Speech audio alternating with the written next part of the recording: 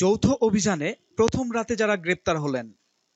মঙ্গলবার রাত্রি যেন বাংলাদেশের জন্য ছিল একটি গ্রেপ্তারের রাত। পুলিশের সাবেক দুই আইজিপি, ছাত্রলীগ সভাপতি, আনসার সদস্য সহ ব্যবসায়ী অনেকেই রয়েছেন মঙ্গলবারের গ্রেপ্তারের তালিকায়।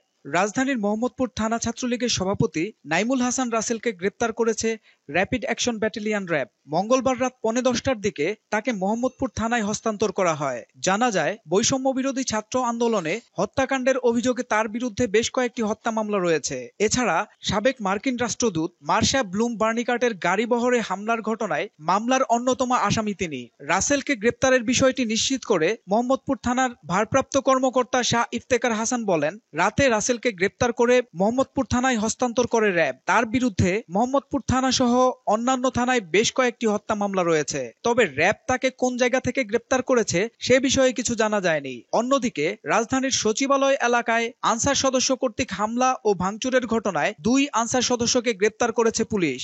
মঙ্গলবার তাদের গ্রেপ্তার করা হয়। গ্রেপ্তারকৃত আনসার সদস্যরা হলেন সোহাগ মিয়া ও মিজানুর রহমান তুহিন। তারা সমন্বয়ক হিসেবে দায়িত্ব পালন করছিলেন। ঢাকা জেলা পুলিশ আনসার সদস্য সোহাগ মিয়াকে সাভার থেকে গ্রেপ্তার করে। তার গ্রামের বাড়ি মানিকগঞ্জ জেলার দৌলতপুর উপজেলার পারমাস্তুল গ্রামে। অপর আনসার সদস্য মিজানুর রহমান তুহিনকে রামু থানাধীন কাউয়ারখোপ ইউনিয়নের দুর্গম টিলাপাড়া এলাকার পাহাড়ি জঙ্গল থেকে গ্রেপ্তার করেছে কক্সবাজার জেলা পুলিশ। তিনি কক্সবাজার জেলা সদরের চৌফলদন্ডি গ্রামের বাসিন্দা।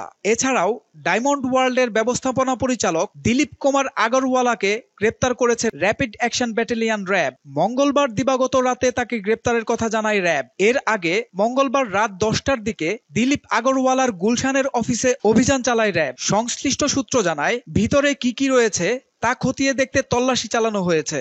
এদিকে ডায়মন্ড ওয়ার্ল্ড এর স্বার্থ সংশ্লিষ্ট ব্যক্তিদের বিরুদ্ধে মানি লন্ডারিং অনুসন্ধান শুরু করেছে পুলিশের অপরাধ তদন্ত বিভাগের ফাইন্যান্সিয়াল ক্রাইম।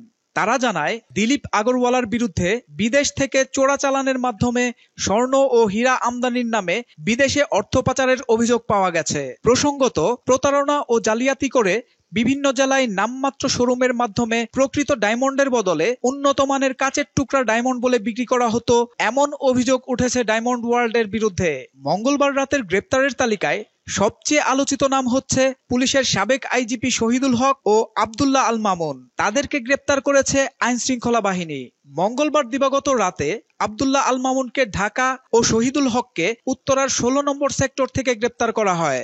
ঢাকা মহানগর গোয়েন্দা পুলিশের বরাতে জানা গেছে, ঢাকা থেকে তাদের আটকের পর ডিবি হেফাজতে নেওয়া হয়েছে। ডিএমপি জানায়, চৌধুরী আব্দুল্লাহ আল মামুনের বিরুদ্ধে মামলা হওয়ায় সেনা হেফাজতে থাকা অবস্থায় আত্মসমর্পণের ইচ্ছা প্রকাশ করায় ডিবি তাকে হেফাজতে নেয়। সোহেল মাহমুদ, দৈনিক নতুন সময়, ঢাকা।